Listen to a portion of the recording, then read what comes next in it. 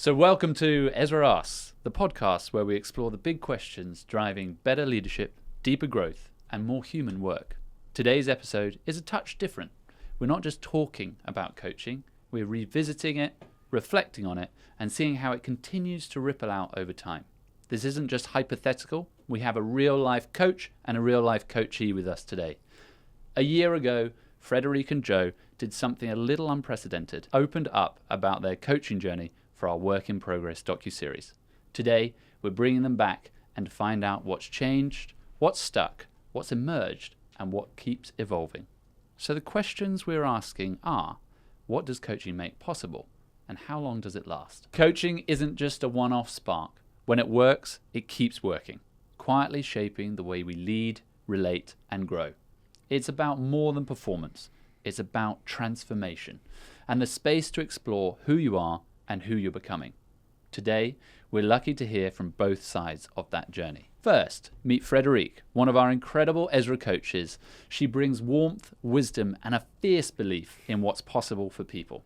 And joining her is Joe, a leader who has let us into her life and her story, navigating change, challenge, and growth, all raw and authentic on camera.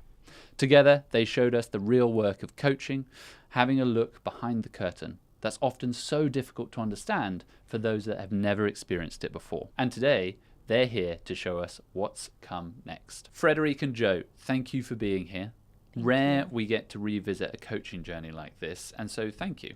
But we really want to start with some quickfire, kind of a quickfire section, quickfire questions. So I'm going to ask you some of these and then just respond straight away as quickly as possible. So straight off the bat. All right. Let's break it up. Would you rather coach your past self or your future self? Oh, future self for sure. Okay. Yeah. I think my past self, I think she needed a little more than Nice. I don't know my future self yet. Me neither, but it would be exciting to see what I have become. Okay. Yeah, I like that. Okay, so different answers for both. Yeah. Nice. Thank you very much. I like it. A bit of coaching focus on that one. Yeah. So one word to describe how you felt before coaching and one word now. I'll come to you, Joe, first. Before apprehensive, and after I think a little bit surprised about what I learned. Yeah.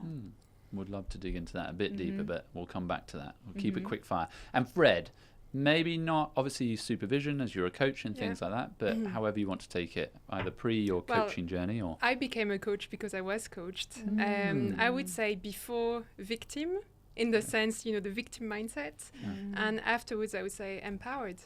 Amazing. Beautiful words. Thank you. Train or plane? Plane. Train. Okay, different sides each time. I love this. Okay, they're a little bit different. Favorite meal and why? Ooh, I'm gonna foie gras.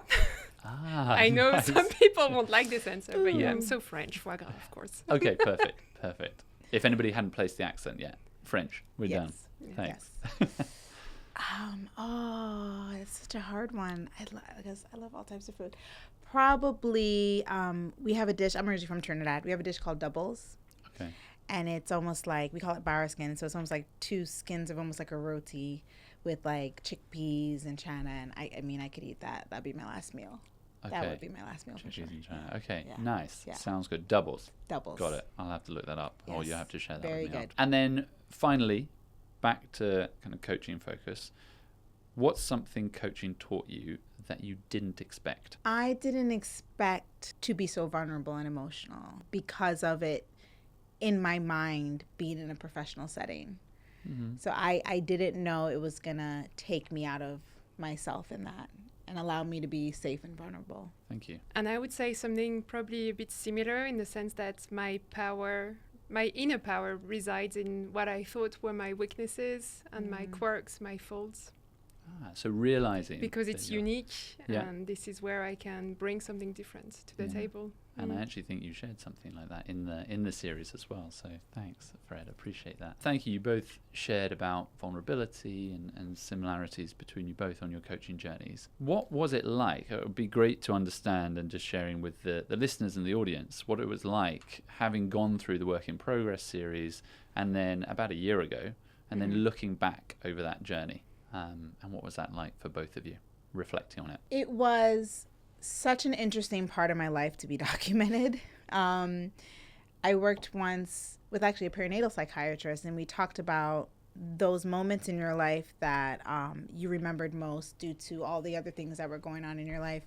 And that part of my life, having River, becoming a new mother, going back to work, all these things, there were so many emotions. I had so many self-doubt. It was just so much happening. So for it to be so documented and to go back and to kind of relive it and then have a moment of reflection to say how far I've come, and in the midst of that it felt like it was never going to end and I wasn't going to kind of find my way, and to have a reflection of seeing the growth and how much I've really developed since then.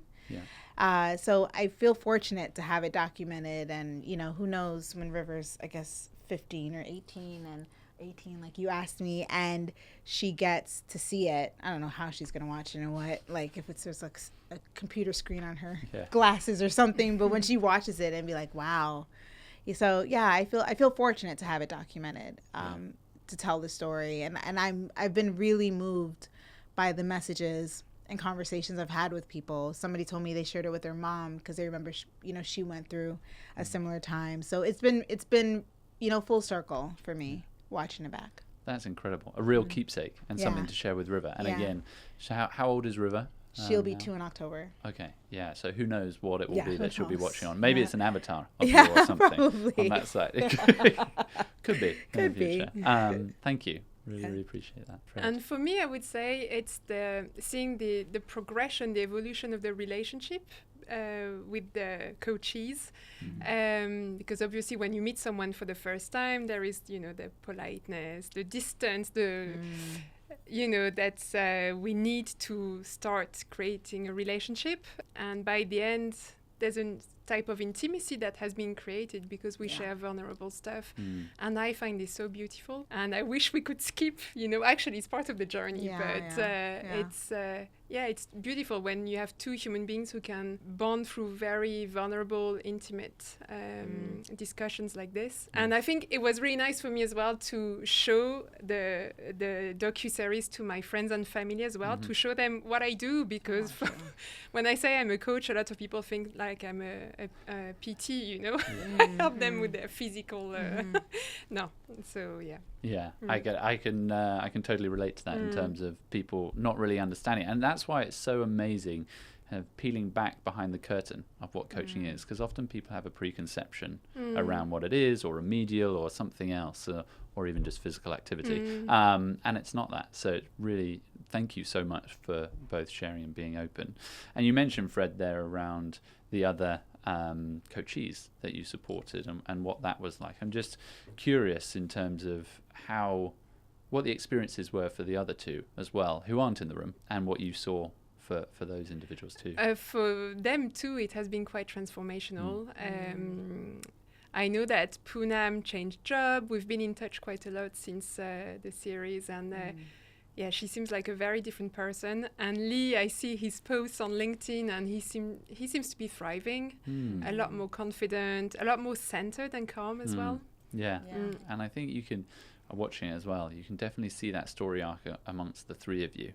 Just the changes over time and the transformation. For Thank sure. you. Anything else you'd add, Joe? No, I was just thinking there was so many, I forget what you call it, but it was almost like foresight in terms of, I rewatched it the other day, and at one point I said something like, I think I just need to do my own thing.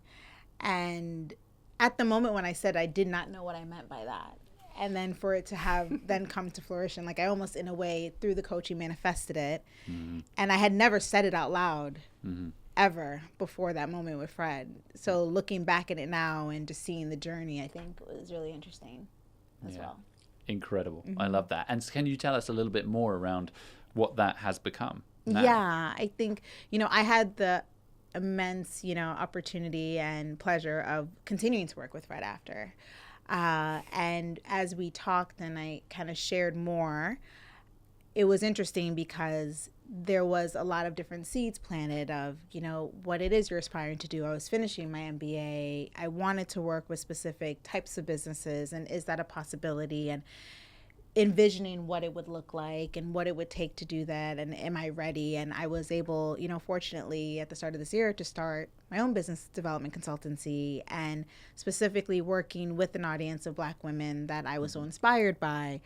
But it was just so interesting, not even a year ago, I never would have considered that, right? And so just to be able to unpack different things and understand that was part of my journey where I was at, was so interesting to see it, as a reflection from the year prior when it happened. Incredible. 12 months on. Yeah, exactly.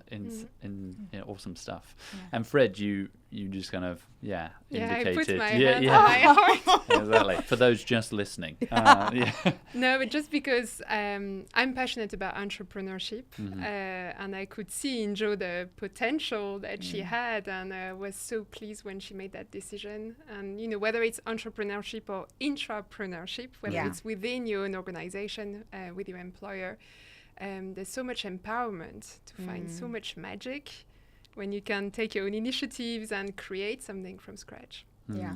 So much empowerment and power within it. And I think that's quite a nice little segue, and thank you for sharing that, Fred, where at EZRA we talk about coaching as a superpower and that empowerment piece coming in. So let me ask each one of you, what's one superpower you've developed or discovered or rediscovered through your coaching journey? I would definitely say resilience. I didn't know how resilient I was until I had so many conversations, and with every challenge, like I would come to every single call thinking, I don't know how she's going to fix this. Like, I don't know how she's going to fix this week. I don't know. And by the end, there was a plan. I remember coming to one call and saying, I owe an investor deck. I need to finish my last MBA module paper. This going on. I'm not sleeping. I'm tired. And instead of being like, oh, that sounds like a lot, she was like, all right, so what are we going to do? And I was like, oh, she's just not going to listen to me talk about these problems. And she, and by the end of the call, I had a plan. And I had a very clear plan and support. But not just that, I had somebody believing in me that I could get through it. And there's a lot of moments I've come back to that, where instead of just kind of drowning in it, just going to, okay, so this is what I need to do. This is the plan, and that has continued. But I definitely would say resilience in really challenging times is probably the superpower I got. Amazing. Working. And there was Fred to support and build that up. Yes. Incredible. Yes. And built from within. I like to say that coaching taught me to be an energetic Jedi. And I help my clients to become like this, in the sense that coaching helps me to master my thoughts, manage my emotions, and therefore I take care of my own energy, so I keep a high energy level, and it helps me to tackle whatever I have to face and what I want to create or to achieve. Amazing. And thanks, Fred. Just to that point, the energetic Jedi, did that come through when you were a coachee, and then develop into when you've become a coach, or as you were becoming a coach? Well, I became a coach in 2016, 9 years ago, and I've constantly been coached since then. And if I'm not being coached, I'm being mentored. I'm always working on myself, so I can't tell you precisely when this happened, but I'm always working on myself. So. Amazing. I love that. So on the census, you tick the box for Jedi, for religion or something like that. I think lots of people do that now. Fred is 100% a Jedi. Well, I try. No, I'm very human, and I still cry, and I still have moments with anger and frustration. We're all human. And that's the center of some of the and conversation that's the beauty today. of it. Exactly. 100%. And not every coaching story gets told, and often it's unknown, as we were discussing before. It's unknown what actually happens within a coaching session. But you have shared yours, and I'm just curious, what's one thing that you hope people take away from seeing the docuseries and hearing both your journeys? You are capable of anything.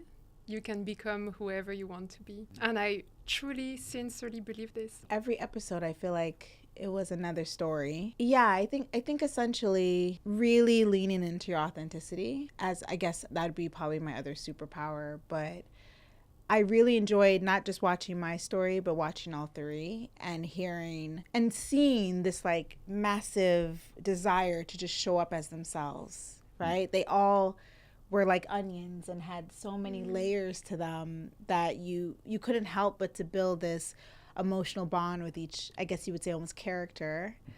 And I think a lot of us feel very alone in that we can't just show up and feel our feelings and show our frustrations and have challenges with people we work with or leaders we have. And I think it was really beautiful to see that story in multiple ways. So I think along with my story and the other stories, we have completely different backgrounds, completely different jobs, challenges, but we all just wanted to feel valued as who we are and not I just saw this desire to just be seen and valued. So I think as a story, you deserve that in any capacity, however you show up, even if you're not having the best day. So I thought that was great. Incredible. I love that. Thank you very much for sharing both. And I think you were touching upon there, Joe, a little bit around not everybody has that, and often coaching can be quite a privilege or has traditionally been for the very top of the house or particular programs and things. How do you feel that we can make coaching less of a one-off and here and there and more of a practice and showing up coach-like? I kind of look at it at any type of, I guess you would say, wellness or medicine or coaching or any space. You're coming into a space and you have to show vulnerability, you have to trust in somebody else, you have to come in and you're going to get the most out of it if you do feel seen and authentic and vulnerable. With different backgrounds and communities, there's a lot of apprehension. A lot of people don't trust that they can show up and say what they really want to say and not be held accountable to that. You know, unfortunately, in many different backgrounds and cultures, you were told not to trust people because they don't have your best interests and you will be taken advantage of. And when you're programmed to think that way, something that is so beneficial like coaching, you won't go in 100%. You will be apprehensive. So I think similar to the conversations that are happening in the medical field, wellness, in all these spaces, therapy, all these spaces, there needs to be more understanding of why the audience is apprehensive and how you can reiterate this is a safe space. You know, most companies will say, we have a fantastic coach named Fred and they're going to work with you. Immediately, especially marginalized communities, or if you're a minority in the company, you're going to like, why do they want me coached? Is she going to go back and tell them what I'm saying? Am I going to be...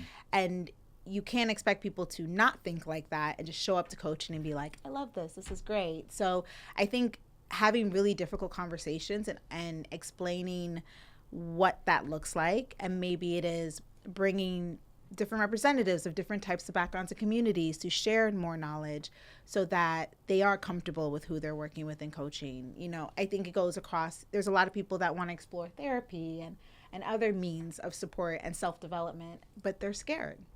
You know, and I think culturally, I can speak more so from my community, it's really just been like religion's the only place you can kind of trust it, you know. So in cases where you're in a professional setting and you know, some people don't even feel like they can speak to HR or their manager. So if that's the type of mindset you have in the environment, you know, as fantastic as EZRA coaching might be, you might come in and be like, I don't know how I feel about this.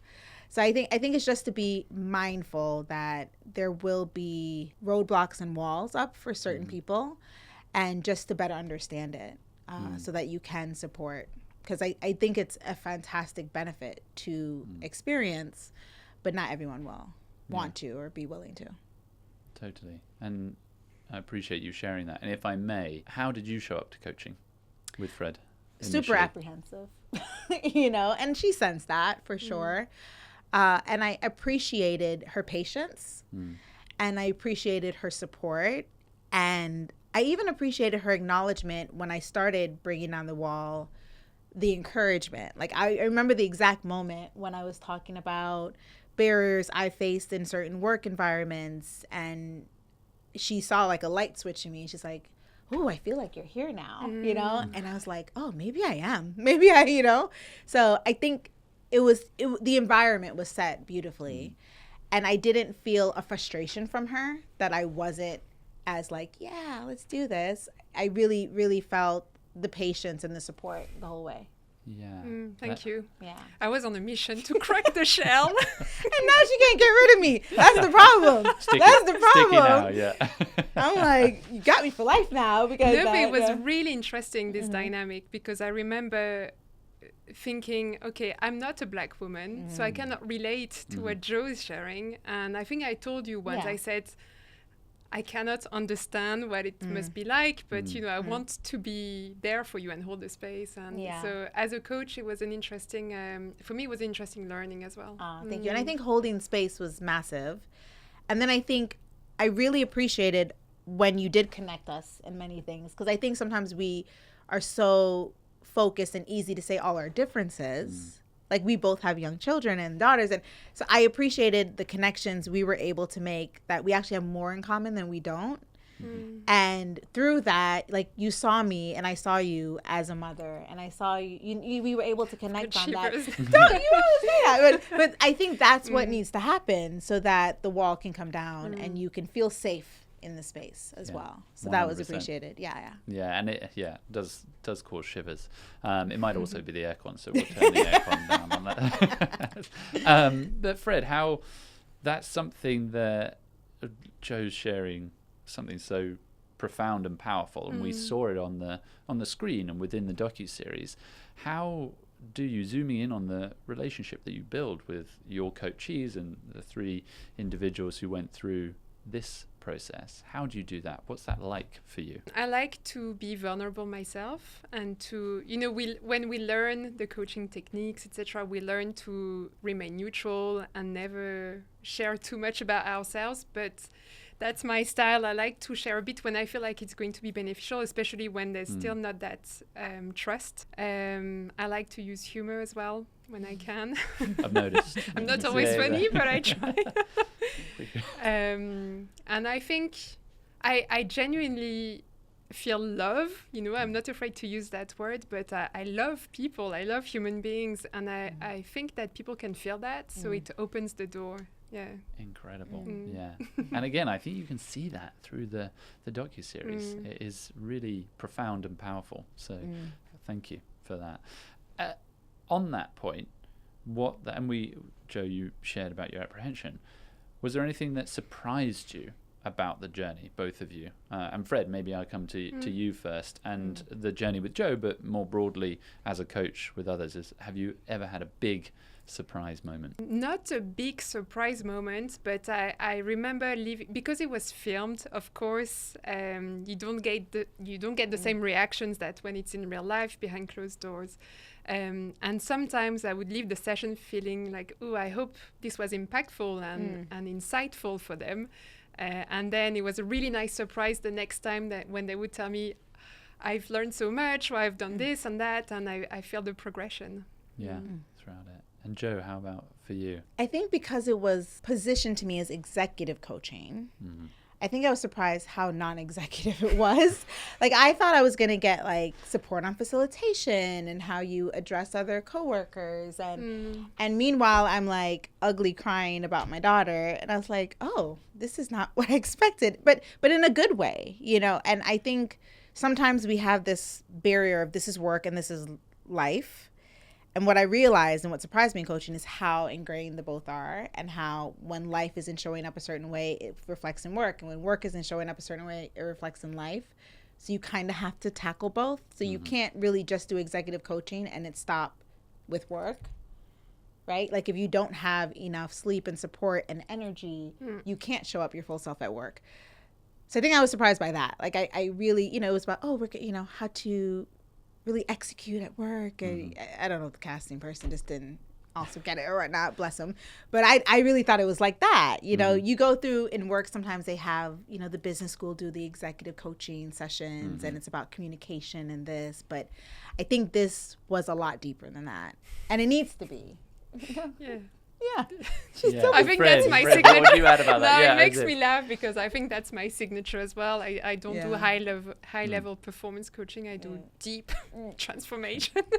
But you need that, because the resilience and the appetite and the energy, You can have all the high coaching tips and tricks, but if you don't have that as the core, and I think that's what I needed at that point in time, like sleep deprived, tired, low in just everything. I needed somebody to just build me back up.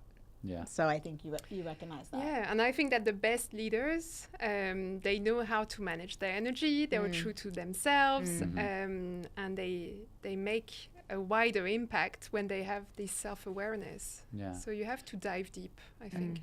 Definitely. And would you say that's why you go for that transformational style versus, or is that more natural to you versus the high performance executive coaching? I think it's both. It's more natural to me, and I know that this is what works. It's more efficient. And how people show up authentically on that side.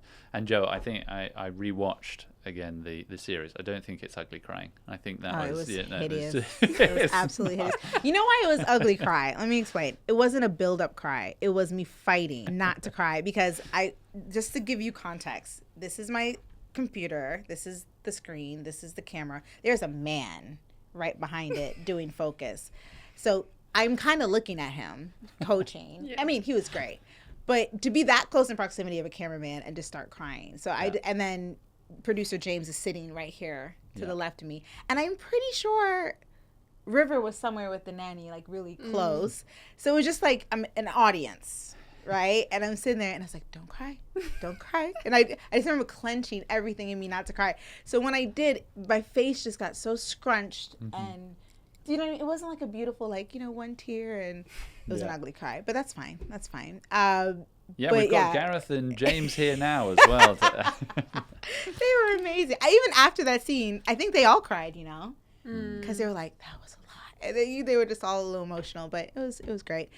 But yeah, no, it was a beautiful space, definitely to be in. Amazing. Yeah, that's fantastic. And again, it's that demonstration of what actually coaching is and what coaching can be behind the scenes. And Fred, how often, not necessarily crying, but how often do you see that change in the coachees within a session or within a duration of sessions that you have?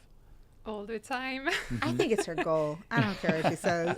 She's like, not necessarily crying, but No, just I remember when I met James before the filming, he said, do you think they will cry? And I said, oh yeah. Well, but because you touch on emotional stuff, so of course it's going to bring up some strong emotions and potentially crying. Yeah. And you said it earlier, we're all humans. We're all humans. I make it safe, and I think that's one of my main strengths, is that I create that safe space where there's deep transformation, which is almost, I make it sacred. The energetic Jedi is back, that sort of thing. Yeah. Because there's, I don't like to use this word, but there's healing happening when I think you should use it, but she doesn't. You've had this discussion. You both had this discussion before. Because I find like it's more like therapy. But it's true that it's very healing to be vulnerable and be witnessed and be seen by others. And I think it comes back to what you were saying, Joe, as well, around the work-life kind of coaching integration. It's all built in together. And given that, and you were mentioning around, it's been a year since the coaching started, and a lot has changed. What has changed for you since filming? What do you do differently now, aside from obviously work and things? Yeah. I think it's giving me incredible tools and resources, especially now from an entrepreneurial standpoint, on how I'm managing my energy and how I'm moving in this space very differently, and the resilience needed, because as an entrepreneur, resilience is essential. I also think it's giving me a lot of empathy with the people I work with, right? And understanding they're going through a lot, and they're trying to, like, how can I give them a safe space as I support these entrepreneurs and founders as well, and show patience with them. So I think that's been a massive transformation. And then the continued self-development. You know, Fred had an amazing opportunity to work with her after in a capacity. And I think I would have been more apprehensive before, and I would have been like, I don't know, how that would work. But from a self-development, I saw how much I grew from that coaching. I'm like, I can continue to develop myself and grow more. So I think definitely the massive reflection of the impact it made on me and how it's going to continue. as well, I think would be the biggest kind of lessons and journey I've been on so far. Okay, incredible. And you take that into everyday interactions. So Yeah. being almost coach-like within those interactions. I think so. It's just being really aware within the conversations, how I'm guiding them. And I know something Fred does and I picked up on was really recapping on where they're at with it. Did you get something from this? And is there anything else that could be done differently? And, you know, just that kind of continued way of communicating and confirming with somebody, I thought was really beneficial for me. So I see myself practicing that as well with the people I work with. Incredible. And we hear that a huge amount with partners and clients that we work with around how can our managers, leaders be more coach-like or have coach-like behaviors so that they can show up with empathy, with patience, creating that safe space. And often that isn't there because we're in the throes of things and we're trying to get through our day jobs, to-do lists, etc. So that can be lost. And I suppose, Fred, what would you say to leaders in that? Well, first, I think this is a skill that should be taught at school. You know, the active listening, the presence. The world would be such a better place if everyone would know how to coach. And this is something you can learn easily, but it requires to be present with yourself first, I would say. Yeah. Amazing. And starting to understand yourself more. Oh, yeah. And that definitely. Self-awareness and then building out. Okay. We've touched upon changes over the year and growth for both of you in different guises for the coaching journey and being a coach, etc. Has the definition of growth or your own self-awareness changed a year on? I think so. I wouldn't necessarily say self-awareness, but self-identity. I was in corporate for a very long time. And what I realized through the coaching and as I have evolved, I led with my position. I led with my years of experience. I led with my expertise because I wanted to feel seen and valued, not just somebody, you know. And I think through this journey, the biggest transition I've had from a self-awareness, self-identity is I'm Jo Wong and I happen to do this. And Jo Wong is actually enough. And I am multifaceted and unique, and showing up as that first is okay. And I think that's what the confidence to do that and kind of feeling seen and valued, I think that's the biggest transition I've kind of made in that. But yeah, I think that's been the biggest. And I guess you would say that's also development, right? Because I have a different self-confidence. I was always confident in the work I did, to the point I felt like I had to push myself to be excellent. Like I had to be the best. And I think the start of this year, I leaned into more of, even if I don't do the best, I am still good at what I do, if that makes sense. So I don't need to burn myself out to prove my value. I am still as valuable even at whatever capacity. So I think that's been the biggest shift from a self-awareness and identity. That's hitting me right in the feels. The shivers and things. My definition of growth hasn't shifted. I think it has always been the same about, you know, being authentic, being your true self, daring to be vulnerable, and leading from your heart, not just leading from your head. For me, that's growth. And if there was something that you would say to individuals who are thinking about coaching or who have just been nominated for coaching within their organizations, say, or thinking about seeking a Fred out there, what would you say to them, Fred? Say, go for it. That's, you know, that's a gift. Yeah. Take it. It's going to change your life. And it's going to, you're going to learn things that you will keep forever. It's you're going to shift your mindset or your habits, and of course we all have patterns, and you may fall back into your old patterns, but your new habits won't be far away. So really go for it. Just go for it. Yes, go for it. Okay, nice. Jo, is there anything as an apprehensive coachee at the start, what would you say? I guess go for it, but also be very open-minded, and don't. I say this to my friends as well if they want to try therapy or whatever. Don't be scared to share challenges you have in terms of if what's not working, you know, and give context. If you're going through the coaching experience and the coach might do things a certain way, I don't think it's bad to give feedback and say, you know, I'd really prefer if we spoke about this instead, or this is kind of where I'm at, because they can only do what they know. And I think some people go into it don't give the feedback, just leave the call or leave the session saying this doesn't work. And then you don't really get to benefit from it. So at least give the opportunity of saying, you know, in the last session, I really enjoyed this. And good and bad feedback, constructive or, you know, positive, of this really worked and I really enjoyed this. And then the coach can say, wow, that this is what they tend, you know, to respond well to. But then on the other side, you know, this is actually something I'm not comfortable to speak about, or I'm having challenges with this. I think at least go in and give that opportunity for them. And if it still doesn't work, then maybe anyone that nominated you, maybe give feedback of this is not really working in this situation, this is why. But don't just give up on the coaching and say like, because this interaction happened, it doesn't work for me. It will work. You just need to engage and be very transparent about the experience. It can lead to some amazing discussions. It happened to me to receive, you know, constructive feedback, not to say negative. And I was curious. So I was, okay, what's happening? And actually that person was being really triggered because he was being fully seen by me. And so, you know, very gently we looked at what was happening beneath the surface. And actually it was a wonderful transformation. I think that's the key thing, particularly when we're talking with our clients, partners, businesses that we're working with.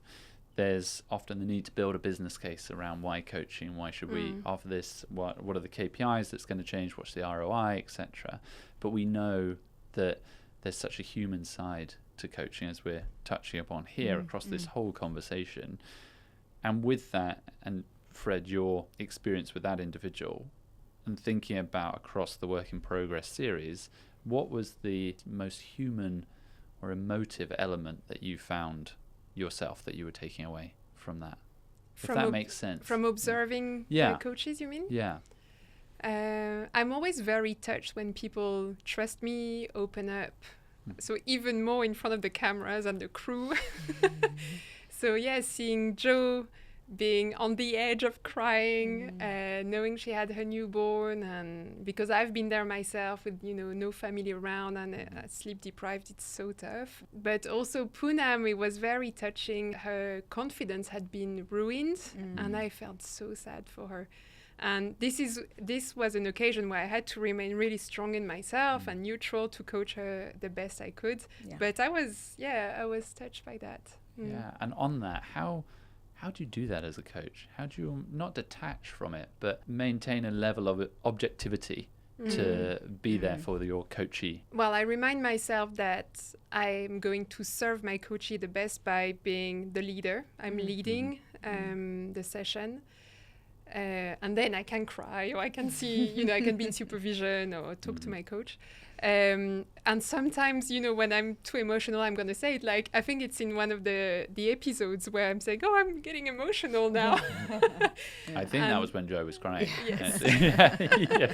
And this is fine. This is human. And we, you know, coaches, we're not perfect. We're not going to be following all the time the ICF standards because we are human beings. You're flexing in the moment to who you're talking to. Yeah. Yeah, 100%.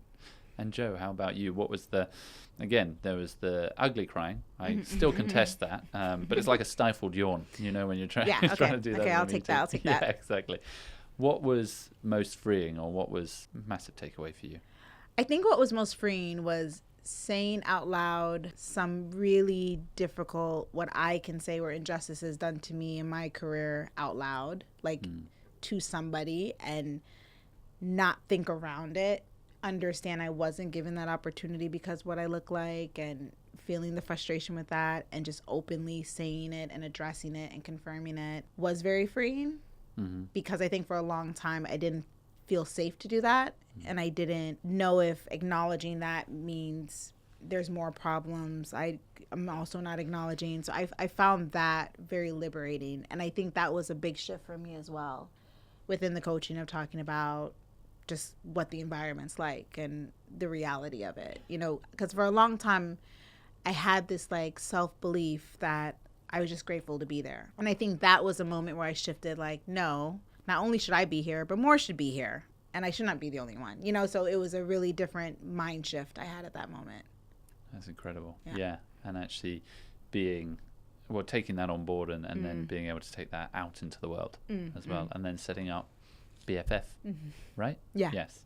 Great. As we wrap up our conversation today, is there anything that you would want the listeners or the individuals watching this to really take away or think on or chew on and noodle over? I would say that I'll repeat what I said earlier, but you can become whoever you want to become.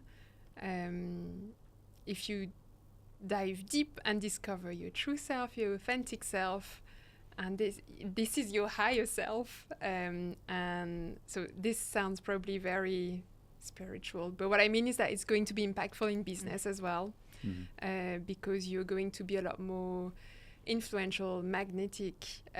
People are going to listen to you a lot more. So yes, invest in coaching. It's so worth it. Amazing. Thanks, Fred. I appreciate that. Couldn't agree more. Yeah, just to kind of continue that, when you were talking about KPIs and when you're talking to your leaders, I mean, we're very salespeople, and for me, it's a win-win. When I had a leader when I first started in the corporate space, and I remember he would do all these things for the team and do all these one-to-ones and spend time with them, and there was a lot invested in making them feel engaged and seen. But they worked so hard and they were so dedicated and they were so present and invested in the business. And I learned really quickly, when people feel like they're showing up for something and they feel empowered and they feel invested in and seen, they show up different, they perform different, and indirectly it will bring more business. So as somebody that worked in sales and, had to always have an ROI and be able to explain the impact of something, it is a win-win, because you are going to ensure your teams have the resources and tools and resilience to work in very difficult environments. And by doing that, it will allow people to think outside the box and be innovative and be able to solve problems and drive things, which is essentially what businesses need now, especially now. So it's almost like, why not invest in this? You don't need a pizza party. You might just need some coaching, for your team, so I think it's a great, story to tell. And what's great about the series is they could see what's really going to happen and how they're going to see their teams transform and be able to see the impact on the business. Amazing. Okay, love that. So remove the pizza parties. No more pizza parties. Lean into coaching. Get some coaches. A key takeaway. Yeah. Nice. Yeah. Okay. And when you make your sales target, then we can start to unpack then that. you can get some and pizza why that was the parties. case. Yeah. Nice. I like it. And thank you so much, Joe, Fred. I'm leaning with Fred. It's been amazing to have this time together, to be able to talk about your journey, to see work in progress over the whole series and see the journeys that you led through. So thank you. Thank you for being so open and authentic. Mm-hmm. What we saw in Work in Progress was just the beginning. What we've heard today is the continuation. It's evidence of the ongoing impact of coaching in real life and for real people like Joe. Thanks to Fred and Joe for opening up, and thank you for watching and listening. If this inspired you, share it with someone who needs to hear it, and keep asking bold questions. We'll see you next time on EZRA Asks. And remember, if you don't ask, you'll never know.